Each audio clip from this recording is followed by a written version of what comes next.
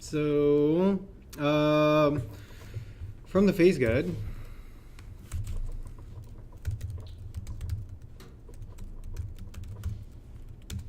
the challenges today are algorithmic in nature, and specifically we want to introduce you to the concept of recursion.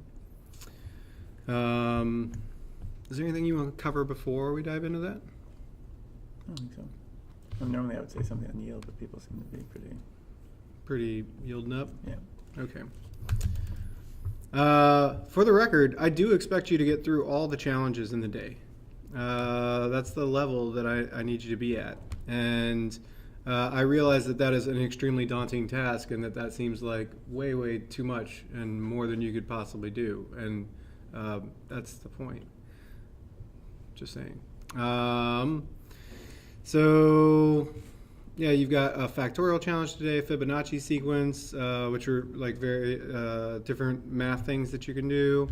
We'll do some searching later in the day, generating and detecting anagrams, and then making prime factors. Prime factors, Fibonacci, and factorial all run in roughly the same vein, and once you've like figured out and sort of gotten the recursive pattern down, the differences between these are basically just math. A little bit about just lecture environment in general, since we haven't done this before. So number one, there's a 2-foot rule at Dev Bootcamp. So lectures and breakouts wise, if you ever feel like you're not, your time could be better spent somewhere else doing something else, like that's fine. You can exercise your 2 feet and go. I'm not gonna get my feelings hurt or anything like that. I've given breakouts to one person before. That's fine. So as it's just one of the decisions that you need to make about like how you drive your own learning. So if the stuff I'm talking about here is like old news to you, then you can go. To clarify, you mean time spent better somewhere else in this space working on coding stuff? I do mean that. Cool. Yes. Not like my time is better spent down at the waterfront having a whiskey. Exactly. Okay. Yeah, I get that. Also, as far as interacting with me, you can stop me anytime. Questions, lots of questions, tons of questions. I've taught so many boots, and I can only think of like 2 of them that I had to tell like stop asking questions or ask less. It is almost always the inverse of that problem. So feel free to interject or interact, yeah, you're going to get much more out of me when you do so, because otherwise, like, I'm just going to drone on until like someone challenges and like steers the ship in a different direction. Okay. So what is recursion? Can anyone tell me? Well, it's when a method calls itself. Mm-hmm. Yeah, that's it. That's all it is. It's just a method calling itself. So let's take a look. Yeah, actually, where did I put it here? I got I do.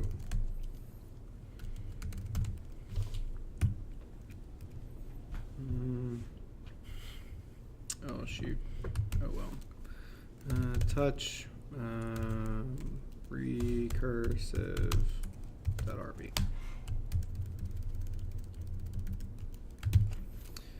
Okay.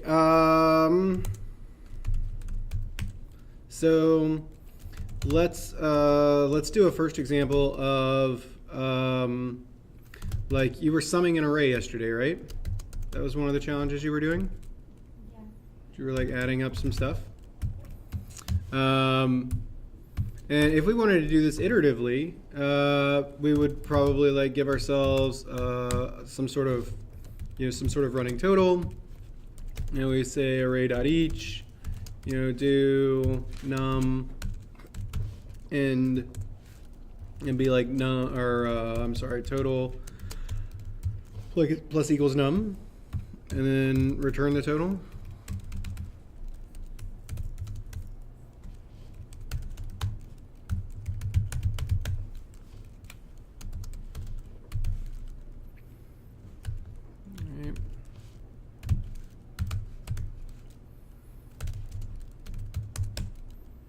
Right?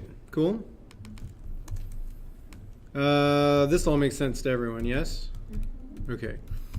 So there's really in Ruby there's not much that we can't do iteratively that we could do recursively, and vice versa. So like pretty much if you can think of like how to do it iteratively, then you can think of how to do it recursively. Some programming languages don't have iteration. So like if you were doing like a Haskell or something along those lines, they don't have these like enumerable methods that allow you to like iterate over collections. Literally all the logic is done recursively, but you won't have to worry about that now.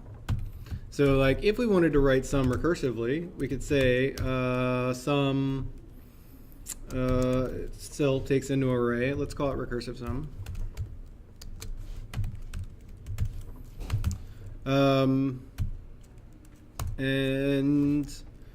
Let's see. So things I should talk about with recursion. How about this? The number one thing that makes a method recursive is that recursion like calls itself, right? The very first thing you have to do in a recursive method is establish a base case. A base case is an exit scenario. So how many, you've all written while loops, right? You came through phase zero. Phase zero loves while loops for some stupid fucking reason. What do you have to do in a while loop? Like as soon as you get your while loop going, what do you have to do? Define what it is that you want. Define what it is that's like your reference point. Like, for an example, as long as a number is less than, I guess like an iteration, if you're iterating through an array, you would, or like a length, you would iterate or something. So it's like while some condition, do some stuff, right? And the very first thing you need to do inside this while loop is like modify whatever, how to spell it, the condition, so that it will change, and ultimately this condition will change from true to false. So your while loop breaks, right? Otherwise you've got an infinite loop, it just goes forever. The same exact thing has to happen in recursion. Because the method is calling itself again and again and again and again, we have to give it some sort of exit scenario. And we call that exit scenario our base case. Usually it goes right up at the top, and it comes in the form of a return statement. So I'm going to say here, my base case is I'm going to return 0, and then if this array is empty. Okay? So the way that I'm going to put together this recursive method is I'm going to recall the method, and every time I recall the method, the input to it is going to change. Yes? Is the base case, the exit, is it usually sort of like conditional? It will always be a conditional, yes. You'll examine the structure of the data as you have it at that moment in time, and make some decision about the data and like what your method needs to do. So like if you've reached the place that you want to be, then you're good. Bounce out. Okay, so it would be either if, or it'd be like greater than, less than, operators. Any conditional, and that's going to change depending on your situation. Cool. James, feel free to jump in any time here. Would you suggest that always be the first thing you do? Establish a base case? Yeah. Yes, I would suggest that is 100% always the first thing you do in a recursive method. Period, hands down. The sec. What happens if you don't have one? Well, so if you don't have one, right, then you don't have an exit scenario, and things just go on forever. The famous error, stack level too deep, will get to be like your super good best friend pal, like Bubba Gump. Okay, I watched that the other night for the first time in forever. Oh, I thought you were going to say the first time. I was worried. But yeah. No, God no. All right, so for like if we wanna add up things in an array, like how will we do that? I'm not talking about the code. I'm just saying, like we want to add up a collection of numbers. What are we doing? No. I'm not talking about code. I'm just one human. Like I don't roll up to other humans at McDonald's and be like, I need you to reduce me some change out of that drawer. Go through all of it and add it up. Okay, so I go through all of them. So I start with the first one, and I take that first one and I what? I add to the next one. Okay, and then I take that one, which is like now my first one, right? Yeah. And what do? I add to the next one. Okay, cool. So what you're saying then is that basically I want to like add like array 0 with array 1, something along those lines. Yeah. Which is like essentially what we're doing up here iteratively. So I want to make some variables here just to make this easier on myself. I'm gonna make array 0 called head.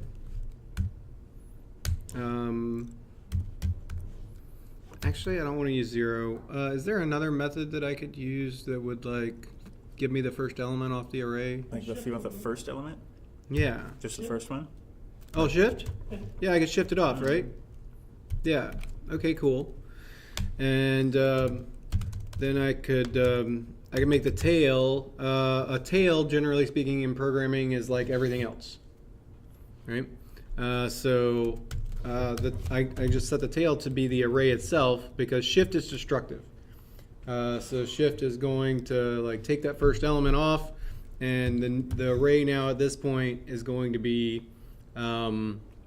modified without its first element. So that is the tail. Yeah. I should probably confirm these things. I'm gonna take this opportunity. I could do head and tail, like so, and just do this. Oh no! Oh well, yeah. Hashtag I fucked it up, right? Hey, listen, if you're not saying that to yourself 15 times a day, you're doing it wrong. Just saying. Okay, let's try it again. You want to call that method? I guess. Cursive, the thing, and this thing. I gotta have some extra space. Bottom, I can't deal. Okay, so these are my variables here. 1, and then 2, 3, 4, 5, and then 2, 3, 4, 5 again. I think the 2, 3, 4, 5 again is, yeah, because I'm peeing twice. I'm peeing here, and then I'm also peeing down here. This is a very frequent error with Ruby command line things, where like we unexpectedly are peeing things twice. It's not really an error so much as it's an unexpected output. But like at least we verified here that our two variables were what we. Rip. God damn it. There you go. We verified here that our two variables were what we thought they were. I'm going to stop talking about recursion for just a second, and I'm going to start talking about like small units of work and verifying your workflow as you go. This is something that I will most likely harp on for the rest of the phase, unless, of course, you do the weird thing where you just take my advice right off the bat, which would be awesome. You'll also be the first cohort to do that, so Ever. it'd be pretty sweet. It usually takes people about 5 weeks to like figure out that actually the people here know what the fuck they're talking about. It's so weird. Bizarre. But I'm front loading more this time since I have less opportunity to. Okay. Small units of work. Code can be complicated. Logic can be complicated. but when we are working through it, right, like we are oftentimes the thing which overcomplicates it. Like we make it more complicated than it needs to be. And we do that by like envisioning this grandiose challenge in our head and like trying to hold all the parts together and like, okay, I've got to do this thing, then I'm going to do this thing, then I'm going to do this thing over here, then I'm going to do this last thing, then I'm going to do this, but like maybe I'll do this. Don't do that. You want to build your code out like one little itty bitty step at a time, right? You want to break down your big challenges into smaller challenges and smaller challenges, such that like instead of being a 7-headed monster, right? Like it's a little teeny like baby stick figure that you can, kick out the window or something. I don't know. Yes, James. Can I ask you a quick question about lines 15 through 18? You may. I feel like you're pretty comfortable with shift and all that and probably knew what was going on there, and yet you still printed it out. It's almost like you were testing your assumptions just to make sure they were correct. I'm getting there, man. Okay. Just checking. IP everything. Quality developers P absolutely everything, right? Like the code, for me to just act on faith and go without verifying my code, like it has to be something that I've written like 10,000 times, like with my eyes closed and I'm just muscle memorying it out with zero thought whatsoever. Everything else, like if there is even a 0.1% chance that it is not exactly what I think it is, like I'm peeing it out. And more importantly, I'm not waiting until it's broken to pee it out. Like I'm doing it right away. As a matter of fact, like I should have done it up here, but generally speaking, when I start a new iteration, the very first thing that I'll do before I ever write any logic or anything along those lines is I come in and I just pee out like my block parameter, the thing that I'm iterating over, because it takes me. So I'm such a hotkey fan. I hate the mouse for developers, and this is a thing that we're going to talk about like a lot. But with the use of hotkeys, right? Like I could, I have my terminal hotkeyed, so I boom and then up arrow and then hit it, and I see my results, and then I boom back here and I'm back to typing, and I can like do that whole thing in like a second and a half, where I've like entered some code, run it in the terminal, verified my result, back, and I'm writing code again. So it's like a 1.5 to 2 second break, which can negate hours of debugging. Hours, right? Like, because what happens if this isn't what you think it is? Right? Like if you think this is an integer, but instead it's like some sort of a object. Right? Like the rest of the code from that point on isn't going to work out. So yeah, verifying so important. It is so important that I spent the last couple days writing a new gem. So, which I am going to shamelessly plug right now. It's called Extra Print, and you can find it in my GitHub, and you can use it with just an EP instead of a P. Once you've installed it and required it. And now, let's turn this one off. There we go. And so it is a bit more verbose.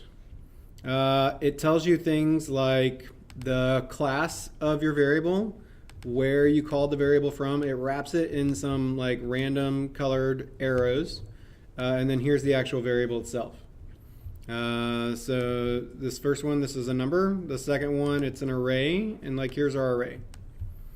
I can, for those of you playing like I like really pretty things, you can also use, there's another method, EAP, which will print the thing using awesome print. Does anyone know about awesome print?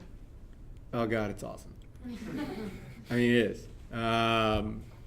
If you take a look at the difference here, so this is a regular PED array, right? Just looks like an array. Square brackets, 2, 3, 4, 5. Yeah? An awesome print array is, you can't tell here because my terminal is like so whatever, customized and shit.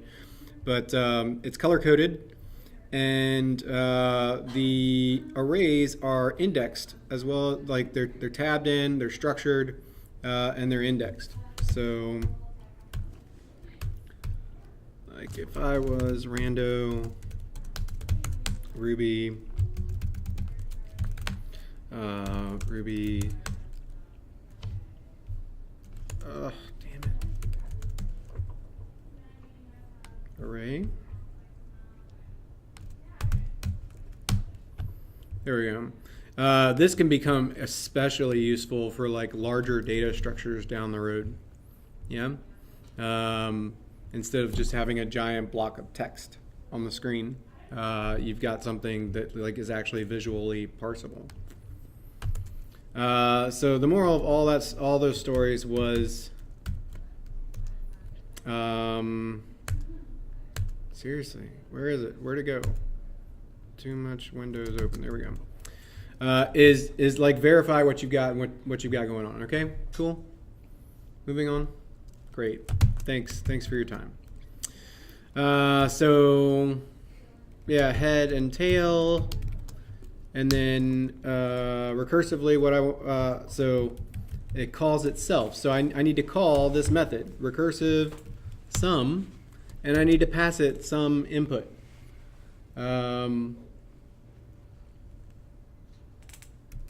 Anyone have an idea as to what that should be? Your base case? The thing which I am modifying, which gets me closer to my base case. So that's the second. That's really the second thing. In a recursive method structure, right? We said that the first thing you need to do is establish the base case. The second thing you need to do is work towards the base case. So like that. If just for example, like not for this challenge, but like we might like array dot. Well, I mean we're already doing that actually, right? Because we're shifting the array. Mm-hmm. Yeah, how about that? Smaller. It's smaller, so it's getting smaller every time. Hopefully empty. So I'm going to pass that smaller array in as tail. So now I've recalled this method, and it goes. Let's put our things back.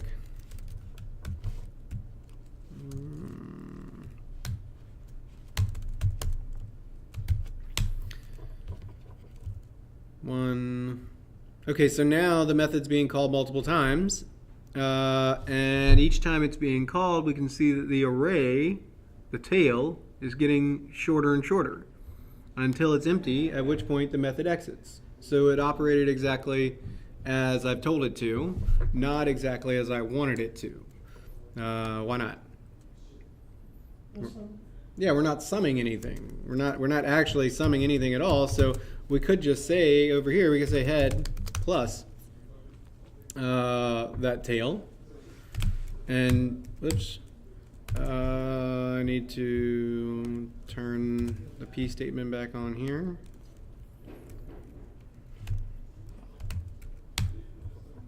$15. There we go. So what's happening under the hood here, right? Is that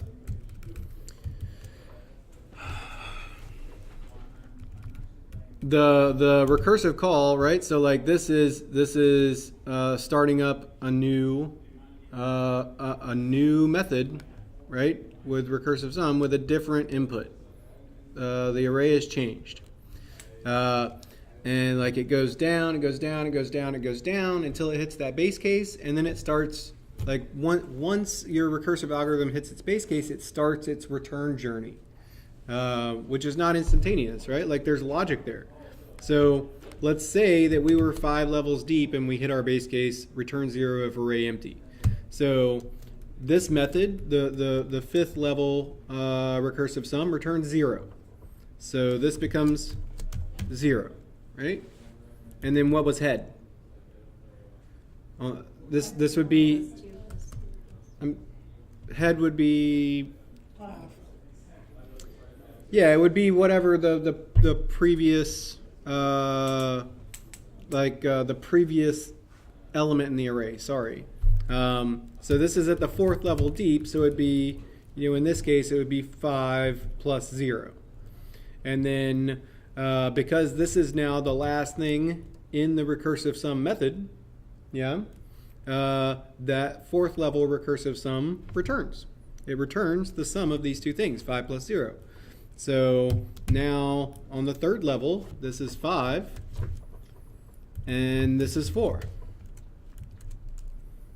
Right? And then on the second level, this is 3, and this is 9. Right? And so on and so on and so on and so on, up all the way to the top of the stack, and now our recursive method is complete. Questions, comments, and concerns about all that? Yes?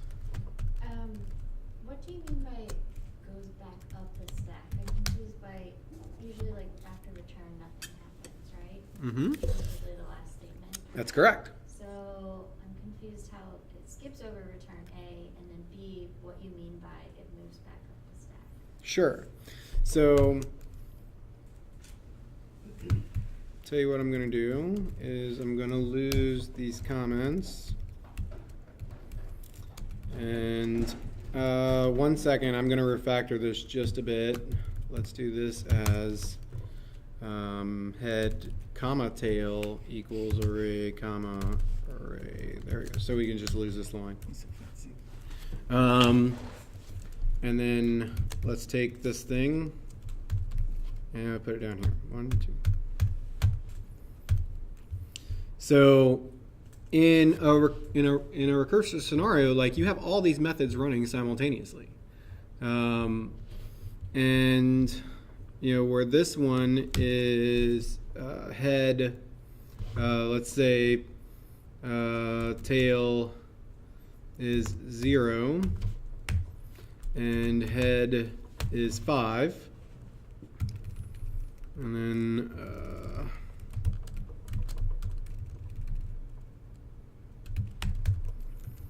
this one, God damn it. So when I say back up the stack, what I mean is that yeah, every method returns something, but it's every instance of every method returns something. So like the method in which our base case was hit, it returns 0.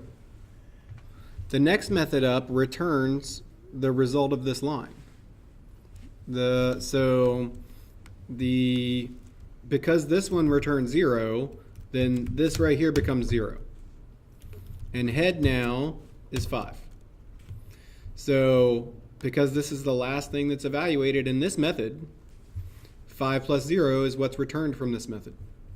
That means that in the next method up, that now 5 is returned, and the head in this case is 4. So again, next method up, the return from this method was 9, and the head in this method is 3. So now it's 12, right? Is this making sense? So it's the method that's inside. It's the method that takes the tail as its argument that's returning all of these things. I mean, they're all the same method, right? They're all the same method, but there's multiple occurrences of these methods happening at once, right? Every time we hit line 95, we're spinning up a new method. That's recursion. Let's go to the internet quickly. That still gets me. Great. Yeah. Did you mean recursion? Because like that, there's an old joke, like to understand recursion, you must first understand recursion.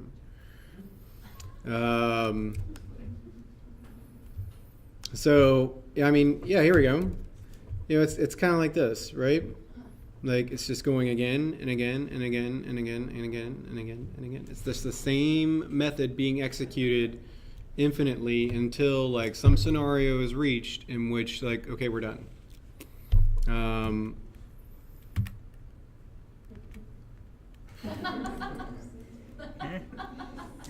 Yeah, I guess. Code.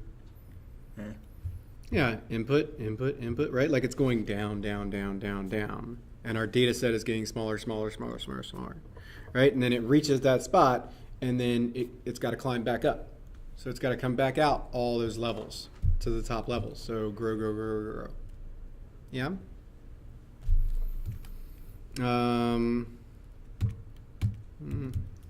That one's good. That's, The Winnie the Pooh and Tigger one's pretty good. Yeah.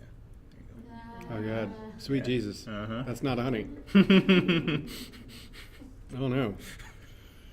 go. Yep. That one is pretty good. Uh-huh. Yeah. Okay.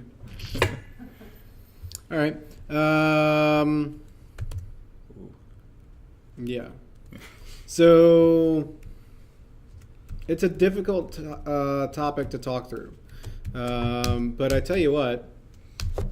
I'll tell you why you care, because that's probably important. Why you should give a shit, as you said yesterday. Yes, that's why. Recursive thinking is a real mind bender for like junior developers. It really is, and that's okay. And it will 100% be a part of your interview process. In fact, most times companies will sort of lean towards recursive algorithm challenges as opposed to iterative algorithms. Because an understanding of recursion, like I don't think anyone in the face of the planet has like a solid understanding of recursion but doesn't understand iteration. So like it demonstrates a higher level of just computer science knowledge in general. But also like it allows them to expose problems to you that that aren't like exactly what they're building, but that do sort of represent exactly what they're building, but because like it's using a different kind of an algorithm recursively as opposed to iteratively, keeps them out of whatever legal trouble. So like you will absolutely see recursive algorithms in the search. Most times when you're whiteboarding, if you do something iteratively, which you will, right? Because 95% of the code that we write as developers is iterative, just is. And they're going to like then say like, okay, that solution's good. Now, could we like, is there a way we can think about doing this recursively? Boom. So like pro tip for future interviewing you, right? Like as you're writing the iterative version on the board, have a background process going in your brain that is like thinking about how you're going to convert that over to recursion. You're just already like thinking about the next step, whatever. So what are the like the quality use cases for recursion? Yeah, I mean, if we can do, as I said earlier, like absolutely everything iteratively that we can do recursively, like why would we ever use recursion if it makes my brain hurt? The fact of the matter is that you can put together extremely eloquent solutions to very complex problems with recursion. Things that are much actually more easily read by humans. It has dangers and perils in that it is very memory intensive generally, because each iteration is an entire new block of memory for a new function, right? Whereas like if we're iterating, each new iteration is jack shit, right? Like it's just, we're occupying the exact same amount of memory we were occupying last time. We're just looking at a different element. So yeah. Yeah, it looks pretty. It can look very, very pretty, code-wise. Mm-hmm. That's about it. Yeah. Takes more memory, not less. Takes more memory. Yeah. That's 100% correct. And it is like the reason for the stack level too deep error. What is this tree here? Where's the tree? I saw the. Is that split? No, I think there. Oh, but It's fib, isn't it? yeah, it's Fibonacci, where they're Not like. away. Well, it's just a Google search, James. They can do a Google search. And they should do the Google search. Oh. Yeah. Okay. Fine. That one's cute. That's pretty cool. Okay, fine. I'm turning it off. All right, so it's 10 o'clock. If you don't have anything to add, I think you did an excellent job. do you have any questions, comments, concerns, other random shit you want to talk about? Also, if anyone's still confused on the whole, like, getting down to the base case and then, like, bubbling up, all that stuff, we could draw you a picture in all of, like, 2 minutes that might help clarify that a little bit, too. This is one of the cases where a picture can actually be helpful for this kind of stuff. I'm sure there's plenty of cases, but this one in particular. Cool? Okay, great. Hmm? Will you draw it? Yeah, yeah. I'll draw it, like, Right, after like the right sound now? and all that. Oh, okay. Yeah. All right, happy hacking. Go get to it.